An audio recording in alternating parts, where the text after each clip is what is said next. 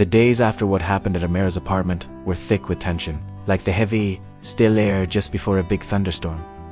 I found myself constantly looking over my shoulder. I started changing my routes to and from the construction site, always checking behind us when we walked together, scanning crowds for anyone paying a little too much attention. Amara tried to keep her routine as normal as possible.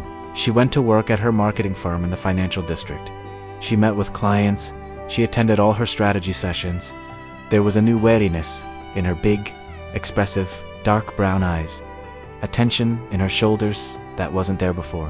She'd check her phone obsessively, jump at any sudden noise, and sometimes, right in the middle of a conversation, her mind would just drift away to somewhere darker. We started seeing each other whenever we could, as if just being close could somehow shield us from whatever was coming. I'd finish my shift at the construction site and then take to Tratras, all the way across Accra, just to meet her after work, waiting outside her huge office building until she came out. We'd eat at these small, local chop bars, places we knew we wouldn't be noticed. They were a world away from the fancy restaurants where wealthy guys like Chidi might go. It was during one of those quiet evenings, about 3 weeks after the threatening letter, that everything just exploded. We were at this modest little restaurant in OSU. It was nothing fancy, just clean tables and really good food. My friend, the one with the glasses, had mixed up 2 measurements, and the whole crew spent an hour building something completely backwards before anyone noticed. She was laughing, this genuine, beautiful laugh that just lit up her whole face. And then her phone buzzed on the table. She glanced at the screen, and her laughter just died. Her warm, honey-brown skin seemed to go pale, and her hand was shaking as she picked it up. "It's him," she whispered, her voice barely audible. "Chidi, he says. He says he's outside. He knows I'm in here with someone. He says we need to talk, just the 3 of us, like civilized people." My face hardened. "Don't answer," I said, my voice firm. "We'll leave through the back." "There is no back exit," she replied, her voice tied with fear. "Then we go out together," I said, standing up. I wasn't that soft village boy who first came to Accra, scared and unsure of everything. "Kwame," she started, but then stopped herself. We never used our real names in public. It was a small, but necessary, precaution. "He's not just some angry ex. His family has connections, money, powerful lawyers. He could hurt you, your job. He could even hurt your grandmother back home if he decided to dig into your life." "Let him try," I shrugged back. My eyes were blazing with a protective anger that even surprised me. I didn't survive leaving my village, working in this heat, sleeping on floors. I stopped. Amara stood up too, her slim frame straightening with a new determination that fought back against her fear. "Okay," she said. "Together, then, but please, please, don't let him provoke you. Don't do anything that gives him power over you, to make it look like he's protecting me from making a mistake." Her soft, manicured fingers were laced with my calloused or crew-fed ones. Outside, parked right in front of the entrance, and blocking other cars in a way that just screamed privilege, was that expensive black Mercedes we'd seen watching her apartment. Leaning against it, dressed in a tailored charcoal suit despite the heavy evening heat, was Chidi. He was handsome in that sharp, angular way you see in magazines, with a perfect haircut and an athletic build that was clearly from ours in a high-end gym. His skin glowed with the kind of health that only money can buy, but his eyes told a real story. They were cold, intense, calculating, and they were fixed on Amara with an obsessive focus that made my skin crawl. "Amara," Chidi said, his voice smooth and cultured, his English perfect. "Finally, I've been trying to reach you. You look wonderful, as always." He barely even glanced at me, like I was a piece of furniture, completely beneath his notice. "Chidi, I have a restraining order against you," Amara said. "You're not supposed to be within 100 meters of me. I'm calling the police." "Please do," he replied, with a smile that never reached his cold eyes. "I'm happy to explain to them that I'm just a concerned fiancé." He finally turned his gaze on me, looking me up and down with pure disdain. "I'm sure the officers would be very interested to hear how a construction worker from some village is manipulating you. What's he after, Amara? Money? A visa?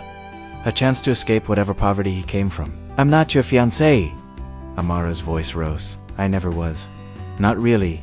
She squeezed my hand tighter. "Has shown me more respect and genuine care in 3 months than you did in 2 years." Chidi's practiced smile twitched, and something harder, uglier, took its place. Respect. This, nobody. This laborer. He took a step closer, and I instinctively moved in front of Amara, putting myself between her and him. "Look at yourself, Amara. Look what you've become." "My future is mine to choose," Amara said, stepping out from behind me to face him directly. "Not yours, not my father's, mine. And I choose to be with someone who sees me as an equal, not a possession."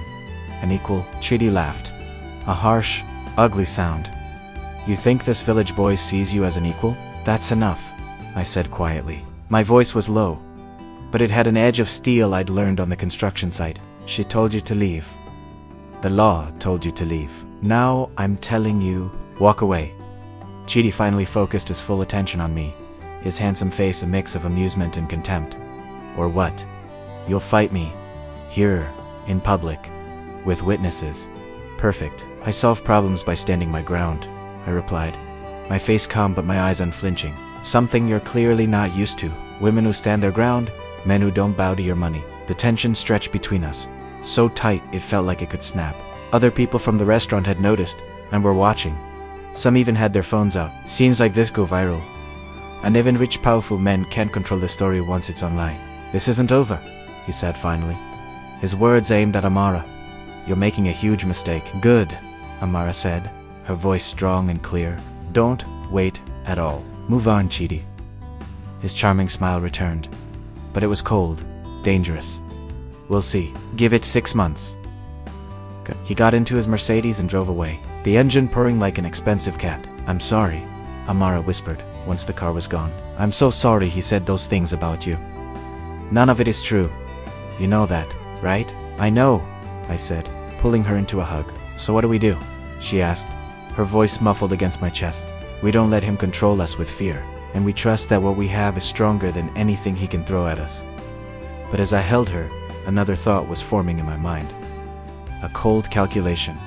Chidi had power, money, and connections, but he was also arrogant, and arrogance creates blind spots. I might be a construction worker from a village, with nothing but my integrity and my will, but those are things you can't buy and you can't break. And sometimes, in the fight between privilege and principle, principle finds a way to win. We were going to need help, though we were going to need allies, and I knew exactly where to start.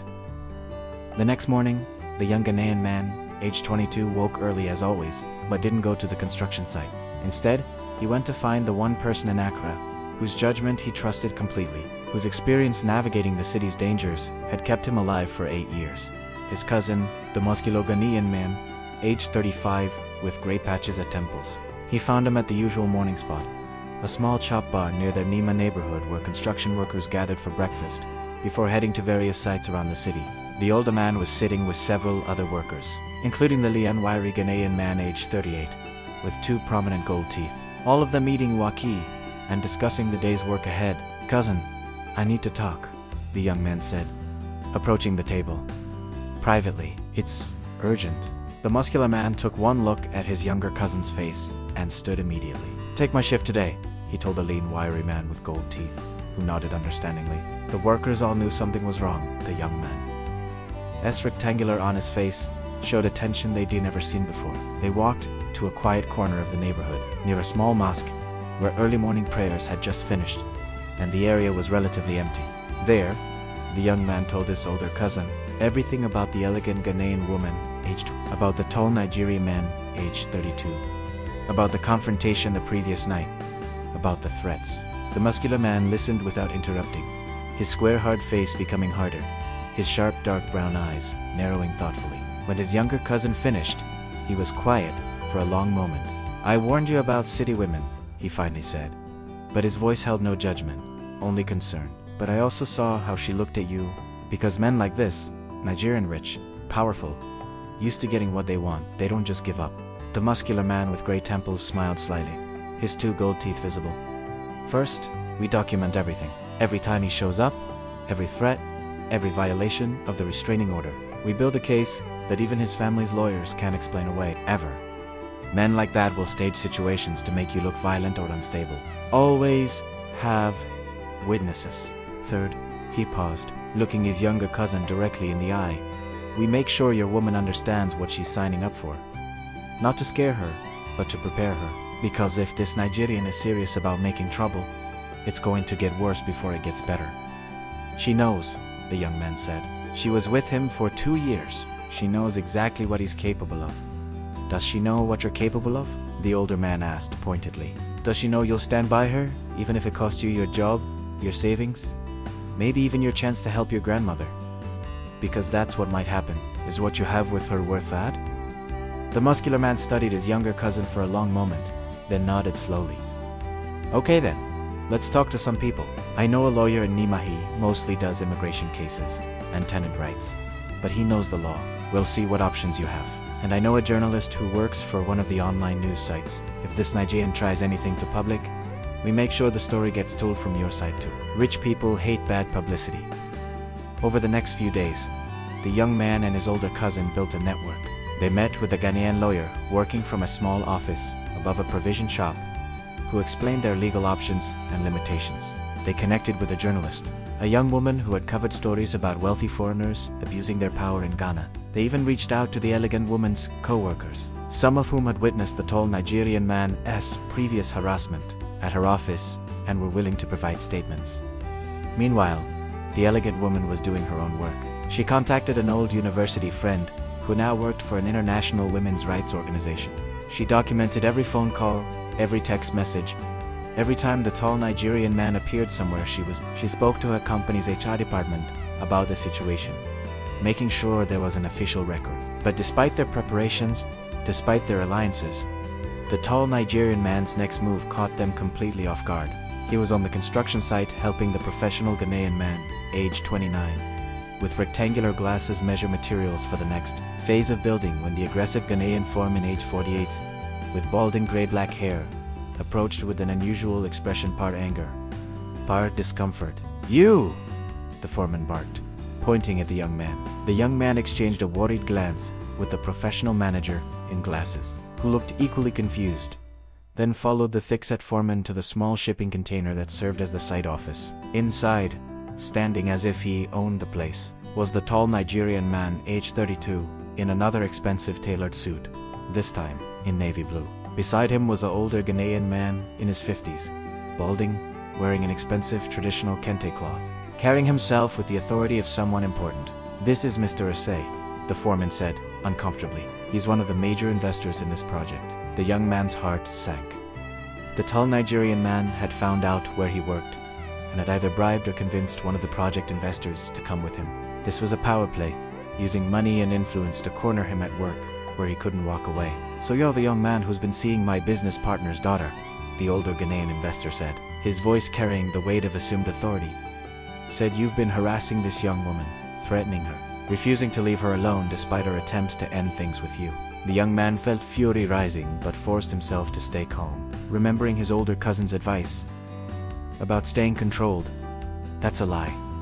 I have witnessed," a tall Nigerian man interrupted smoothly, "against my testimony and the testimony of Amara's father, who is very concerned about the kind of people his daughter has been associating with."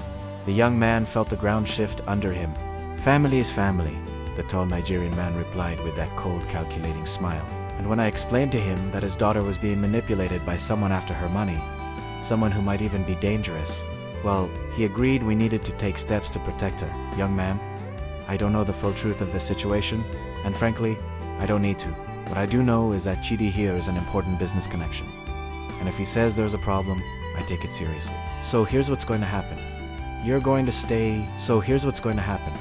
You're going to stay.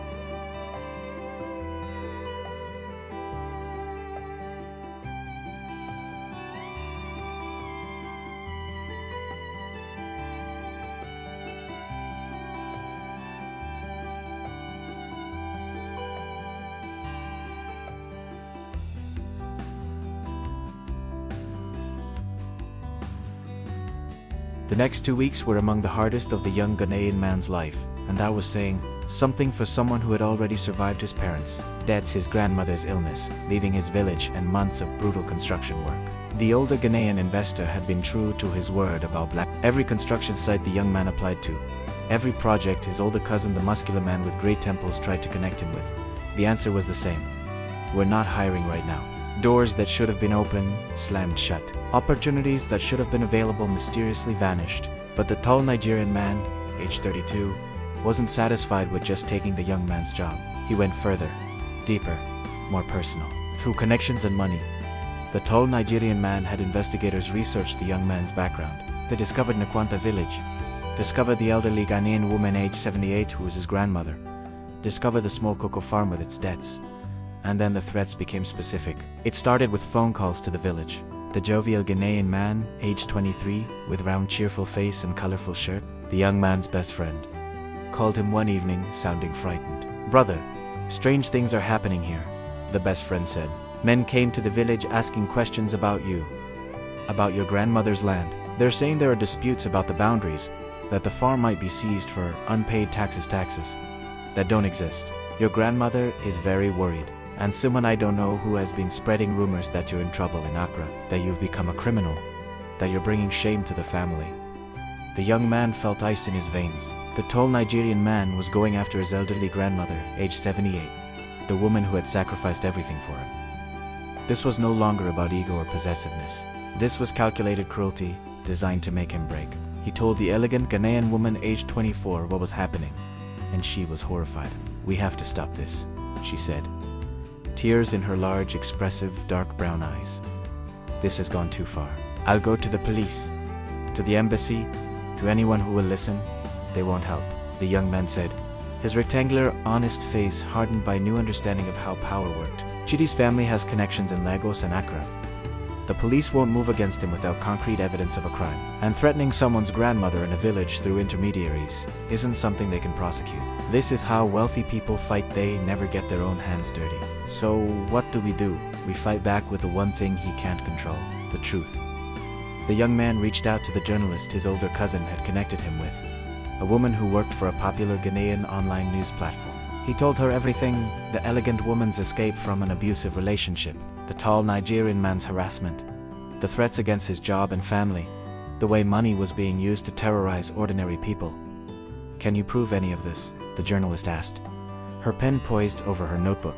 "I can prove the restraining order violations. I have witnesses to the confrontation at the restaurant. There's even video from other diners. I can prove I was fired without cause, immediately after he visited my worksite. I can show the pattern of harassment." And he looked at the elegant woman, who nodded. Amara is willing to go on record about the abuse she suffered and her attempts to escape it. The journalist smiled grimly. Rich men hate being called abusers in public. The story will run, but be prepared it'll come back hard. Probably sue for defamation. Try to discredit both of you. It's going to get ugly. "It's already ugly," the elegant woman said, her voice steady despite her fear. "At least this way, other people will know what he's really like. Maybe it will help someone else in the future." The article ran 3 days later under the headline, "When Manika Ent by Love, Nigerian businessman's campaign of harassment against ex-fiancée and her new partner." It was detailed, factual, and damning. Within hours, it had been shared thousands of times on social media. Other news outlets picked it up. Women's rights organizations commented on it. People began sharing their own stories of wealthy men using power to control and punish. The tall Nigerian man aged 32's response was exactly what they expected. He hired expensive lawyers who sent threatening letters about defamation. He had PR people release statements, painting himself as a victim of a coordinated attack by an ungrateful ex and her opportunistic new boyfriend. He even got some media outlets to run sympathetic pieces about him. But something unexpected happened. The story struck a nerve with ordinary Ghanaians who were tired of seeing wealthy foreigners, especially Nigerians, who were often resented for their perceived arrogance and money, throw their weight around in their country. The comments sections filled with support for the young man and elegant woman, with people sharing their own stories of being mistreated by those with more money and power. And then the elegant woman's father made his move. He showed up at her office one afternoon. The Ghanaian man aged 56 with graying hair and expensive traditional clothing that the elegant woman had described to the young man. She called immediately, her voice shaking. "He's here. My father. He wants to talk. He's saying if I don't end things with you, he'll cut me off completely financially, legally, everything. He'll make sure I lose my job, my apartment, everything. He says Chitty's family is important to his business, and I'm jeopardizing deals worth millions." "What do you want to do?" the young man asked, his heart in his throat. There was a long pause. Then, in a voice clearer and stronger than he'd ever heard from her, "I want to tell him to go to hell. I want to choose my own life. But I'm scared. What if he actually does it? What if I lose everything?" "Then you lose everything except what matters most," the young man said. "Your freedom, your dignity, your choice. I can't promise you wealth or security. I can't even promise steady work right now. But I can promise you that whatever happens, we'll face it together, and we'll never become the kind of people who let others control our lives through fear." "That's what I needed to hear," she said. "I'll call you back." The conversation with her father, as the elegant woman told it later, was short and brutal. She told him she wouldn't end her relationship to protect his business deals. She told him that his approval of the tall Nigerian man only proved how little he knew about what a good man actually was. She told him that if he wanted to cut her off, that was his choice, but she was done living her life according to his priorities. He left saying she would regret this, that she was throwing away her future, that she was just like her mother, stubborn and foolish and destined to end up with nothing. That night, the elegant woman showed up at the cramped room in Nima that the young man shared with his muscular, older cousin. She had 2 suitcases with her. "My father had the locks changed on my apartment," she said, her oval face with high cheekbones showing exhaustion and determination in equal measure. "It was paid for through his company. So, technically, it's his. I've been effectively evicted. My bank account that he had access to has been frozen. Primera be my card de clothes in these suitcases, and about 2,000 cedis in cash. I'm officially poor by my previous standards." She looked around the tiny room, at the thin mattress on the floor, at the minimal possessions, at the peeling paint on the concrete walls. "Is there room for me here?" The muscular man with gray temples, who had been sitting on the single bed, stood immediately. "I'll stay with my friend Kofi for a while," he said. "You to take the room." "It's not much. It's enough," the elegant woman interrupted, her large, expressive dark brown eyes filling with tears. "It's more than enough, because it's real, no conditions, no control. Just real." The young man pulled her into his arms, feeling her slim, graceful build shake with tears of relief and fear and exhaustion. Over her shoulder, he met his older cousin's eyes and saw respect there, mixed with concern. They both knew the coming weeks would be brutal. They both knew that what looked like a romantic gesture now would become a daily struggle of poverty, of watching the elegant woman adjust to a life so far from what she'd known that it might break her. But in that moment, holding her in that tiny room, in Nima, surrounded by nothing but feeling richer than he'd ever felt, the young man understood something profound. Strength wasn't about muscle, or money, or power. Strength was about choosing what mattered, and holding on to it even when the whole world told you to let go. Until 3 weeks ago, the elegant, 24-year-old Ghanaian woman had never washed her own clothes by hand.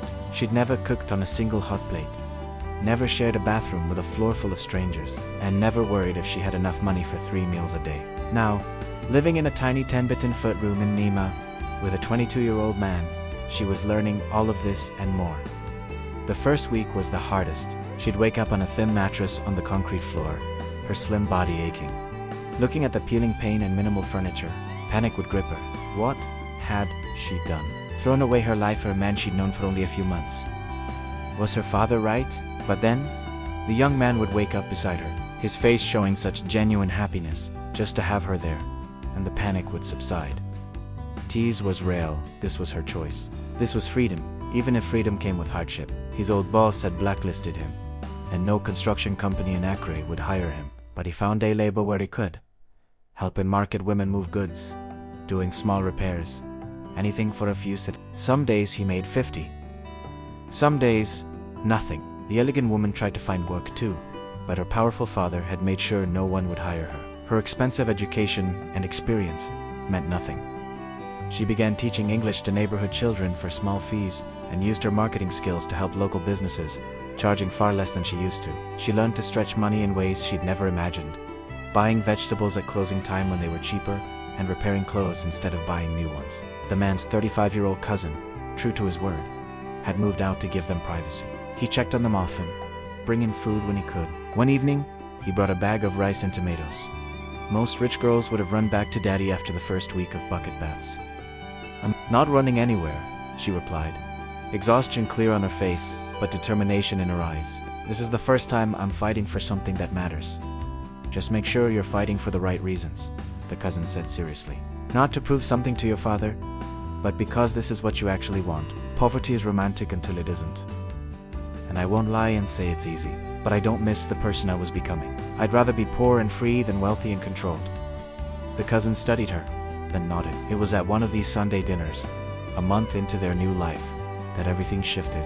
They were at a small compound, surrounded by about a dozen people, construction workers, market women, all sharing what little they had with open generosity. They were all laughing when a young man burst in, breathing hard. "Kwame," he called out. "Your friend, from the village." He said, "Your grandmother is very sick. The hospital in Kumasi." Everything else disappeared. The young man stood so fast, he knocked over his plate, his face pale with fear. "My phone?" he stammered. "I turned it off to save battery." The elegant woman was already grabbing her purse. "We'll take my car. We can drive to Kumasi tonight." "I don't have money for the hospital," he said, his voice breaking. "We can sell the car if we need to. Right now, we just need to get there. Come on." His older cousin stood. "I'm coming too. 3 of us is better than 2. They made it to Kumasi Hospital in just over 3 hours, the elegant woman driving fast while the young man sat silent and pale. At the hospital, they found his 78-year-old grandmother, looking impossibly small and fragile, in a bed in the general ward. His best friend was sitting beside her, his eyes red from crying. "Brother," he said, "she got very sick 3 days ago. Pneumonia again, but worse. The doctors say her lungs are weak and her heart is not strong. They say you should prepare yourself. She's been asking for you." The young man approached the bed and took his grandmother's frail hand. The elderly woman's eyes opened slowly, a smile creasing her wrinkled face. "Of course I came, Nana." Tears streamed down his face. "I heard stories," she whispered, "that you're in trouble." "I was worried." He gestured to the elegant woman. "This is Amara, the woman I love." The old woman's eyes studied Amara. "She's beautiful," she said finally. "But more important, she came with you, in the middle of the night. That tells me everything I need to know." "I will," Amara promised, tears in her own eyes. "I promise." They spent the next 3 days at the hospital, scraping together money for medicine. Amara sold her car for less than it was worth, but it was enough to cover the immediate bills. The cousin and best friend contributed what they could, even some construction workers from Makra sent small amounts. On the 4th night, the grandmother woke them. "I need to tell you something," she said, her voice surprisingly strong. "About your father's land. About the debt. When your father died, he left a huge debt." She pulled a card from a small bag. The young man looked at the card. "Kwabena Mensa, Agricultural Development Consultant." The name was familiar. "Kwabena." "Nana," he said slowly. "This man is he, about 30, wears glasses." "I don't know," she admitted. "Why?" "Because I think I know him. And I think there's more to this story." The next morning, he called the number. A familiar voice answered. "Kwabena Mensa speaking." "This is Kwame, from the construction sites." "I know who you are," Kwabena's voice interrupted. "And I know about your grandmother's land. We need to talk." When Kwame explained he was in Kumasi, Kwabena said, "I'll come to you. I'll be there tomorrow." True to his word, Kwabena arrived the next afternoon. In a quiet corner of the hospital courtyard, he explained everything. "My real work is with an NGO focused on land rights. We buy up indebted farms, clear the debts, and help the families improve their yields. My own family lost our farm when I was young." He looked at Kwame.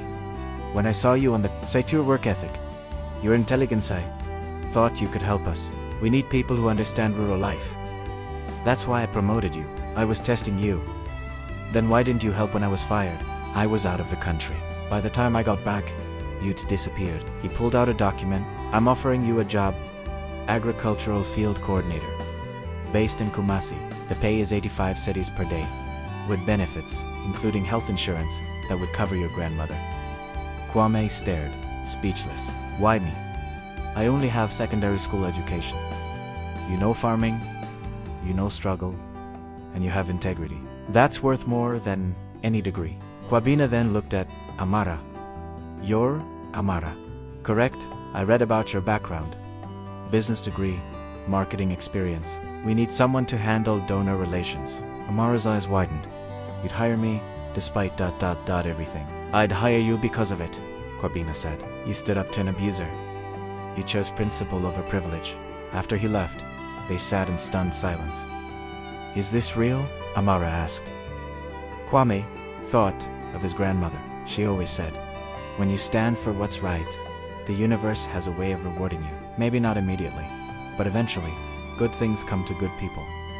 He thought about his journey leaving the village, the hard labor, meeting her, losing everything, but never compromising his values. And now, they were being offered not just jobs, but purpose. Yes, he said finally. I think I do. Kwame's grandmother, a strong Ghanaian woman of 78, recovered slowly but steadily. Thanks to the new health insurance from their jobs, she got the proper medication and physical therapy she needed. After 2 weeks, she was well enough to return to her village in Kwanta, where Kwame's best friend and his mother would look after her. Amara and Kwame decided to stay in Kumasi. It just made sense for their new jobs. They found a small but decent apartment in a quiet neighborhood. It wasn't fancy, but it had running water, a real bed, and a private bathroom. After the cramped room they'd shared in Nima, it felt like pure luxury. They had been in their new life for about 3 weeks, finally settling in and starting to breathe again after months of constant stress. Kwame and Amara both loved their new jobs. Then, one evening, Amara's phone rang. It was her father. I need to see you, he said, his voice direct. Both of you. It's important. I'll come to Kumasi tomorrow if you agree to meet me. Amara's first thought was to refuse. Why should she? So he could tell her again how she'd ruined her life. So he could try to bribe her to leave Kwame. But something in her father's voice of weariness, a sense of defeat, made her hesitate. Why? She asked. So I can apologize. The word hung in the air between them. Amara looked at Kwame, who had been listening quietly beside her. He gave her a slow, reassuring nod. Okay, she said into the phone. Tomorrow, 2 p.m. There's a cafe called Golden Bee near the hospital. We'll meet you there. They arrived 15 minutes early the next day, choosing a table near the back where they could see the entrance. Kwame wore his best clothes, clean but simple. Amara wore a simple dress. They were both on edge, unsure of what this meeting would bring. Her father arrived exactly at 2, and he looked different. He seemed older, more tired, less imposing than she remembered. His expensive traditional clothing hung a bit loose on him, as if he'd lost weight. When he saw Amara, a flicker of emotion crossed his face. Maybe regret, maybe shame, or perhaps both. He sat down and ordered a tea that he never touched. For several long minutes, he just looked at his daughter, his expression hard to read. Finally, he spoke. I was wrong. Amara waited, her face a mask, not giving him an easy way out. I was wrong about Chidi. Her father continued. Wrong about what was best for you. Wrong about this young man. His voice grew thick with emotion. I thought I was being a good father by steering you towards someone wealthy and established. Someone who could give you the lifestyle you were used to. You were trying to sell me, Amara said, her voice quiet but firm. Like a business deal. That's not protection. That's not love. I know that now. Her father took out his phone, opened a news article, and slid it across the table. This is why I'm here. The article was from a Nigerian news site, dated 3 days ago. The headline read, Lagos business, heir arrested for assault against new girlfriend, history of domestic violence, emerges. Amara's hand trembled as she read. Chidi, the man she was supposed to marry, had been arrested after beating his new girlfriend so severely she was hospitalized. During the investigation, 3 other women had come forward with similar stories. His family's lawyers were scrambling, but the story was already everywhere. If you had stayed with him, her father said, his voice cracking, that could have been you. That could have been my daughter in the hospital, and it would have been my fault. My fault for pushing you toward him, for not listening when you tried to tell me what he was like, for caring more about business than your happiness. Tears streamed down Amara's face. All the years of hurt, of feeling unvalued by her own father, of believing he cared more for money than for her, it all came pouring out. I'm sorry, Amara, her father said, reaching across the table but stopping just short of her hand, waiting for a sign. I'm sorry I wasn't the father you deserved. I let you down. I'm sorry I chose pride in business over your well-being. Then turned to Kwame. And I'm sorry that I judged you without knowing you, that I helped Chidi try to destroy your life, that I took part in something so cruel and unjust. Kwame looked at the older man for a long moment. He could see genuine regret in his eyes, real shame. He could have held a grudge, made this man suffer the way they had. But then he thought of his grandmother and her wisdom. What would she have said? Apology accepted. Kwame said simply, what's done is done. The question is, what happens now? Now, Amara's father said, I tried to make things right. I've unfrozen your bank account. That money was always yours, not mine to control. I've spoken to your old boss about a reference. And ... I've filed a formal complaint against Chidi with the Ghanaian police for what he did to you both. With the charges in Nigeria, they're taking it seriously. He pulled out a large envelope and slid it across the table. This is the deed to your apartment in East Legon. It's in your name now, free and clear. You can live in it, rent it, sell it, it's yours. I know it doesn't fix the harm I caused, but it's a start. Amara looked at the envelope but didn't touch it. I don't want your money or your property to make up for not having your love and respect. I know, her father replied softly, and you shouldn't have to choose. You should have both my love, respect, and support, without conditions, without control. That's what I'm offering now, not to buy your forgiveness, but because it's what I should have given you all along. A long silence filled the cafe. Then, slowly, Amara reached out and took her father's hand. I'm not ready to forget everything. I'm not ready to just go back to how things were. But maybe we can start building something new, something better. I'd like that, her father said, squeezing her hand. And I'd like to get to know this young man who was brave enough to stand by you when I wasn't. They talked for another hour, carefully, like people learning a new language. Her father asked Kwame about his work, his village, his grandmother. He really listened in a way Amara had never seen before. He spoke of his own regrets, how losing her mother had hardened him and made him see life as a series of transactions.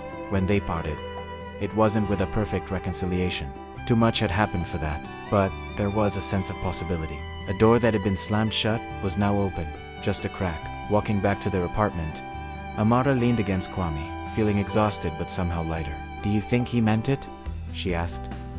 Or is this just another manipulation? I think he meant it, Kwame replied. I saw real shame in his eyes. People can't fake that but it doesn't matter if we believe him completely right now. We'll judge him by his actions from now on, not by his words today. Amara smiled. When did you get so wise? Around the same time I realized that strength isn't about never falling down, he said. It's about getting back up, learning from your mistakes, and becoming better. Your father fell down. Now, he's trying to get back up. We can give him a chance to become better. Without forgetting what happened, they walked on hand in hand into the quiet evening, ready to face whatever came next, together. 6 months later, the young Ghanaian man aged 22 stood in front of a classroom in Nkwanta village, teaching a group of 30 cocoa farmers about cooperative purchasing and better farming techniques. His simple, low-cut black hair was the same, but everything else had changed. His lean, muscular build was still strong from physical work, but now it came from walking between farms, from demonstrating proper pruning techniques, from hauling equipment to help set up irrigation systems. His rectangular, honest face showed confidence born not from arrogance but from competence, from knowing he was doing meaningful work, from helping people improve their lives in tangible, measurable ways.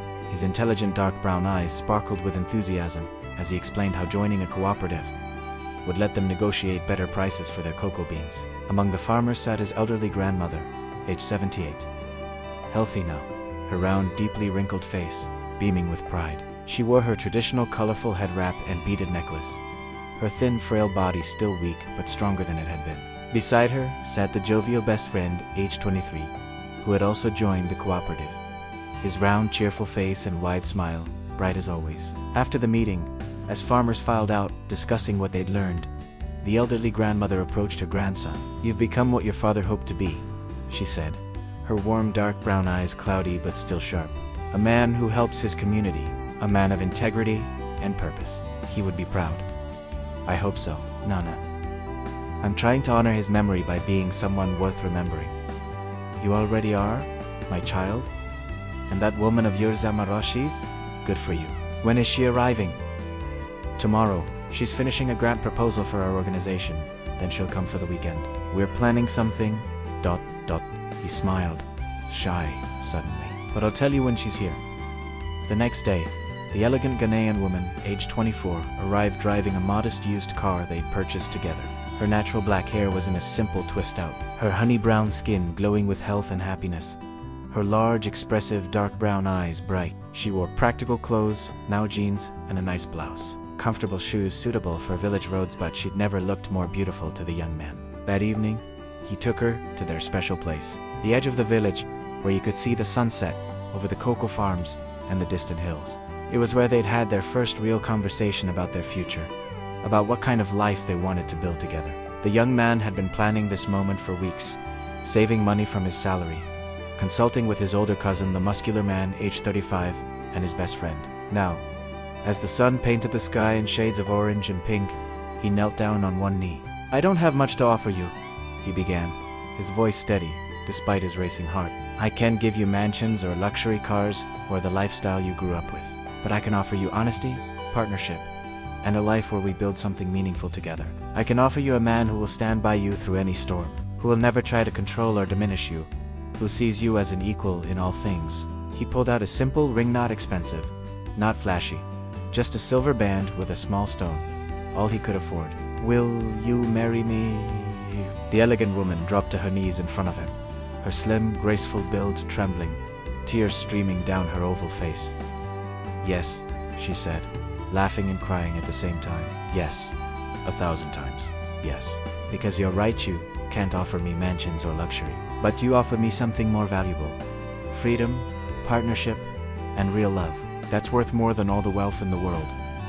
They held each other as the sun set, two people from completely different worlds, who had found each other in the most unlikely circumstances and built something real from nothing but courage and commitment. The wedding 3 months later was simple but joyful, held in Nkwanta village, with a mixture of rural farmers and city professionals, construction workers and NGO staff, family and friends from every chapter of their lives. The elderly grandmother, aged 78, beamed from her seat, her round, deeply wrinkled face showing pure happiness. The muscular older cousin, aged 35, with his 2 gold teeth, stood his best man, looking proud. The jovial friend, aged 23, served as one of the groomsmen, his colorful shirt and infectious smile brightening every photo. Even the elegant woman's father attended, bringing a modest but thoughtful gift, and offering to pay for the reception, not to show off, but as a genuine gesture of support. He and the young man had developed a careful but growing relationship, built on mutual respect, earned through actions rather than assumed through obligation. The professional Ghanaian man, aged 29, with rectangular glasses, gave a speech about how finding the right people for his organization had been a challenge. But sometimes the right people found him when he wasn't even looking. He talked about integrity, about courage, about how the most valuable employees were those with the best credentials but those with the strongest character. As the celebration continued into the night, with traditional drumming and dancing, with food shared generously among guests, regardless of their wealth or status, the young man and elegant woman stood together, watching their communities merge into one. "Do you regret it?" the young man asked, thinking about everything the elegant woman had given up: the wealth, the comfort, the easy life she could have had if she'd made different choices.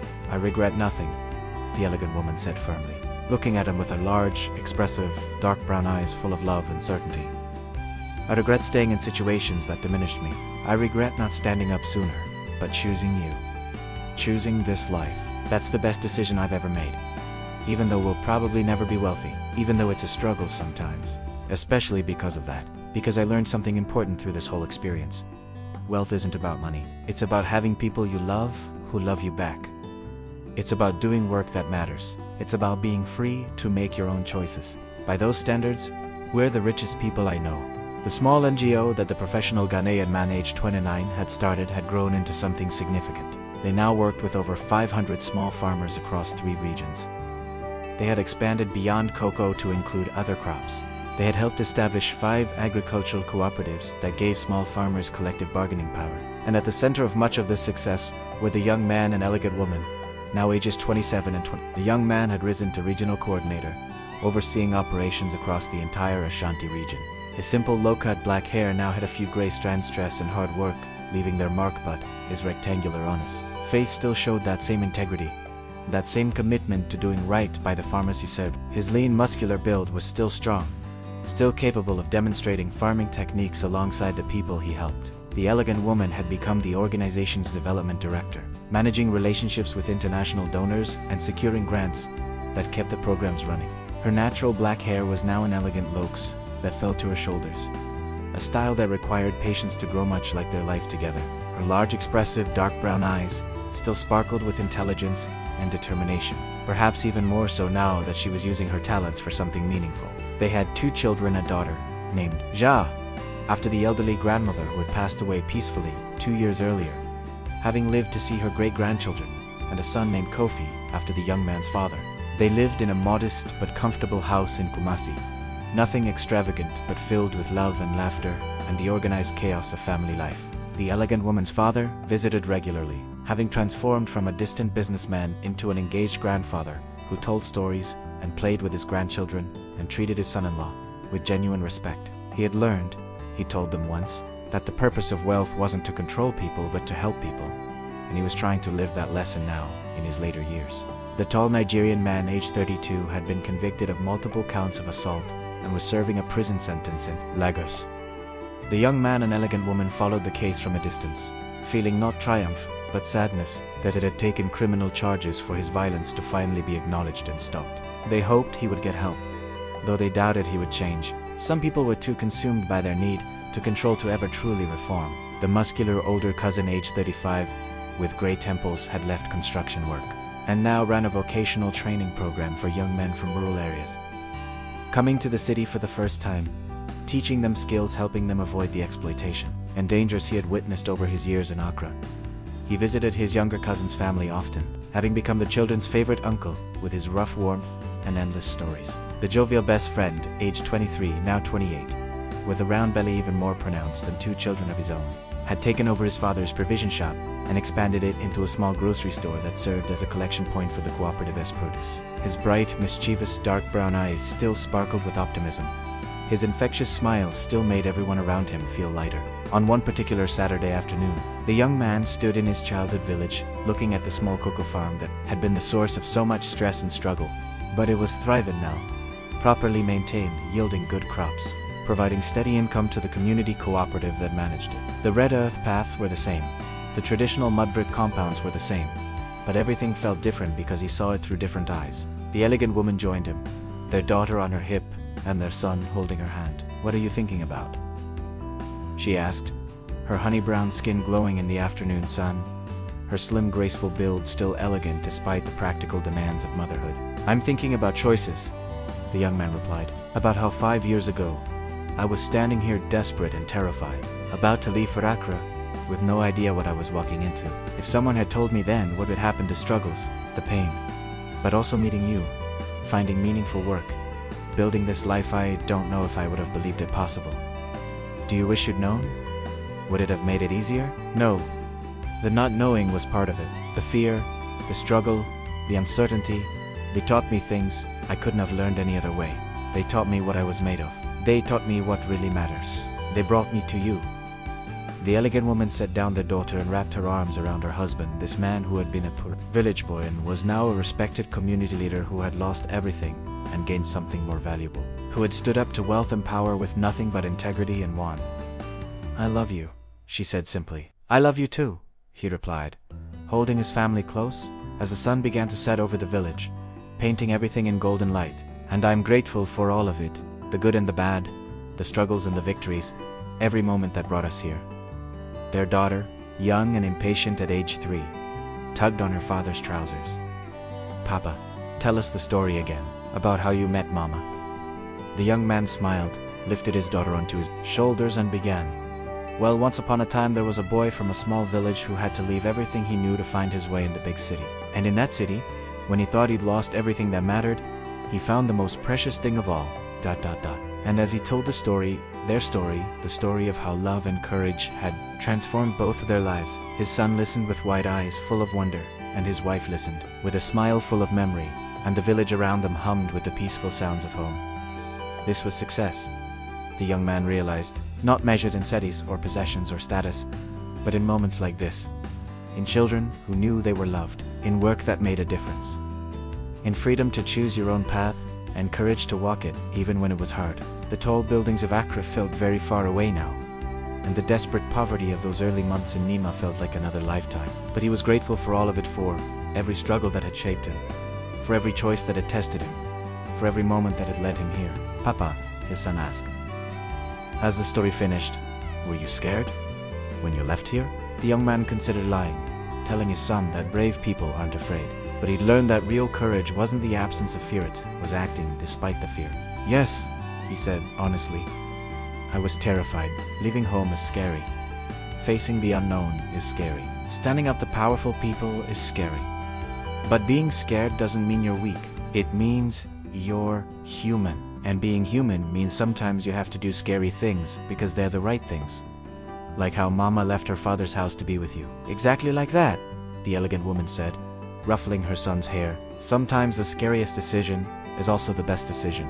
Sometimes you have to lose everything to find out what's truly valuable." As the sun dipped lower, painting the sky in shades of purple and orange, the family began walking back toward the village center, where they would share dinner with relatives and friends. The young man looked back once at the cocoa farm, at the small plot of land that had been the source of so much pain, but also so much growth. His phone buzzed a message from the professional man aged 29, with rectangular glasses, now aged 34. His mentor and friend, board meeting next week. Want to discuss expanding to Eastern region? Would mean promotion, but more travel. Think about it, no pressure. The young man smiled. More opportunity, more responsibility, more challenges. A year ago, he might have felt overwhelmed, but now he felt ready, because he had learned that he could handle whatever came, that they could handle it together. "Good news?" the elegant woman asked, noticing his expression. "Potential good news. I'll tell you later. Right now, I just want to be here. With you, with our children, with our family." "That," the elegant woman said, squeezing his hand with her soft, well-manicured fingers. She could afford manicures again now, but simple ones, chosen for herself rather than to impress others, is the best possible answer. As night fell over Nikwanta village, as families gathered for evening meals and children's laughter echoed through compounds, the young man thought about everything that had brought him to this moment. He thought about his elderly grandmother, age 7, now resting peaceably in the village cemetery, under a simple but dignified marker. She had lived to see him married, had held her great-granddaughter, had died knowing her sacrifice for him had not been in vain. Her final words to him had been, "You honored me, my child." He thought about the tall Nigerian man, aged 32, now somewhere in a Lagos prison, still probably believing that his only mistake had been not having enough power or money to control the situation. Some people never learned that true power wasn't about domination but about elevation, lifting others up, rather than pushing them down. He thought about his own journey from frightened village boy to confident man, from day laborer carrying cement in the sun to respected community leader, from sleeping on concrete floors in Nima to owning a modest home with his family. The distance he traveled wasn't measured in miles, but in growth, in wisdom, and the kind of wealth that no one could take away. And he thought about the elegant woman, the most unexpected gift of all. She had given up wealth to find freedom, traded comfort for authenticity, chosen love over luxury, and in doing so, she had discovered that she was stronger than she'd ever known. Not the fragile princess her father had tried to protect. Nigerian man had tried to own, but a capable, brilliant woman who could thrive anywhere with anyone, who saw her true worth. Their children would grow up in a different world than either parent had known. Not wealthy like the elegant woman as childhood, not impoverished like the young man's village upbringing, but somewhere in between. A place where they could appreciate the value of money without worshipping it, understand the importance of comfort without depending on its, respect education without believing it made them superior, and most importantly know that their worth had nothing to do with what they owned and everything to do with who they were. "Papa, Mama," their daughter called from where she was playing with other children in the compound. "Come see! We're dancing!" The young man and elegant woman joined the circle, their children pulling them into the traditional dance that was being taught by elders to the next generation. The drums beat steady rhythms that had echoed through these hills for centuries. The fire crackled, sending sparks up toward the stars. And in that moment, the young man understood something profound about the journey that had brought him here. It wasn't about the destination. It had never been about arriving at some perfect life where all problems were solved and all struggles were over. Life would always have challenges. The journey was about discovering who you were when tested, what you stood for when challenged, and who stood beside you when everything fell apart. It was about learning that true wealth was measured in relationships, in purpose, in freedom, in integrity maintained even when it cost everything. The young man looked at his elegant wife, spinning their daughter around while their son clapped along, her face illuminated by firelight, her laughter ringing out pure and genuine. She caught his eye and smiled. And in that smile he saw their entire story, the fear and the courage, the loss and the finding, the struggle and the triumph. She mouthed 3 words. "We made it," and he mouthed back, "We're still making it." Because that was the truth. Still making choices every day about what kind of people they wanted to be, what kind of legacy they wanted to leave, what kind of example they wanted to set for their children. The song changed to one the young man remembered from his childhood. One his elderly grandmother had sung to him when he was small and scared after his parents died. He began to sing, his voice joining the others, and the elegant woman, who had learned the village songs over the years, sung with him, and as they sang together under the stars, surrounded by community, holding their children, the young man felt something settle in his chest, a peace that had nothing to do with having everything and everything to do with having enough. Years from now, when their children were all grown up, they'd gather around, and with wide, curious eyes, they would ask about the early days. They'd want to know everything. How did you two meet?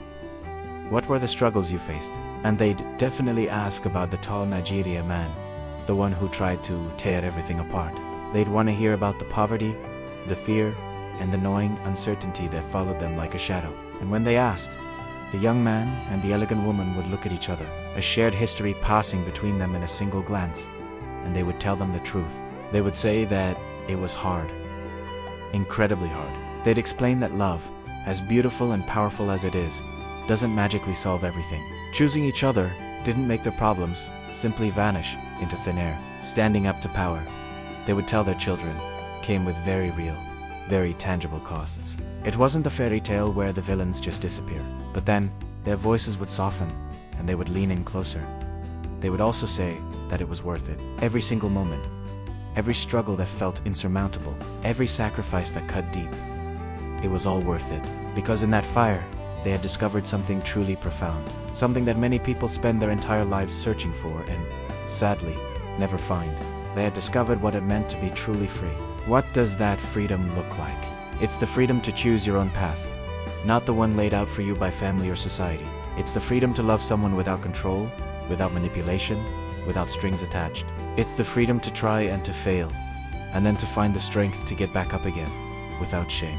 It's the freedom to succeed, but on your own terms, defining what success means for you. Ultimately, it was the freedom to be fully, completely, and authentically themselves. And that freedom, they would explain, was the real treasure at the end of their long and winding journey. It wasn't a gift that could be bought with money or handed down through inheritance. It had to be earned. It was forged in the heat of courage and sacrifice. The real prize wasn't the good job they eventually got, or the comfortable house they lived in, or even the modest stability they had worked so hard to achieve. The real victory was the knowledge deep in their bones that they had stood firm when they were tested. They had chosen principle over privilege when it would have been so much easier to just give in. They had built something real and lasting, starting with nothing but their courage, their love, and an unwavering commitment to what mattered most to them. That, they'd tell their children, was success. That was victory. This was the journey of Kwame. He was a village boy who became a man, not through accumulating wealth or chasing status or wielding power, but through something far more valuable: his integrity, his courage, and his capacity to love. He showed that a person's worth isn't measured by their bank account, but by the strength of their character. And this was also the journey of Amara. She was a privileged woman who found her own freedom, not by acquiring more things, but by letting go. She released what held her captive: the crushing weight of others' expectations, the illusion of control, the constant, draining need for external validation. In letting go, she discovered a strength within herself that she never knew she had. Together, their story was a testament to something powerful. They proved that love could not only survive, but thrive when two completely different worlds collided. They showed that class differences, which so often act as barriers, didn't have to define or limit a relationship. Their partnership taught a crucial lesson. True strength isn't found in domination or control over another person. It's found in partnership, in equality, in lifting each other up. They demonstrated that the most important battles we fight in life are the ones fought with money, or power, or influence. The most important battles are the ones fought with courage and integrity, deep inside our own hearts. And perhaps most beautifully, they prove that sometimes, the most incredible stories don't start with a perfect beginning. They start with loss, with fear, with deep uncertainty, and they end with something far more valuable, far more meaningful, than anyone could have possibly imagined when the journey first began. This is a story about courage. It's a story about integrity. And it's a story about the true meaning of wealth. It is a powerful reminder for all of us that the most valuable things in life cannot be bought. Things like love, trust, respect, and support. It reminds us that real strength comes from standing firm in who we are, even when the world tries to push us in a different direction. And it shows us that a love built on a foundation of equality and mutual respect can weather any storm that comes its way. This story is for everyone out there who has ever stood at a crossroads, for anyone who has had to choose between a life of comfort and a life of freedom, for anyone torn between living up to others' expectations and living their own truth, for anyone who has had to decide between what looks good on the outside and what feels right on the inside. May you have the courage to choose. May you find the strength to walk your own path, even when it's the harder one. And may you discover, just as Kwame and Amara did, that the most difficult journeys often lead to the most meaningful and beautiful destinations. Thank you so much for watching. If this story resonated with you, please consider sharing it with someone who might need to hear it. Don't forget to like and subscribe for more stories that inspire and uplift. Until next time, take care.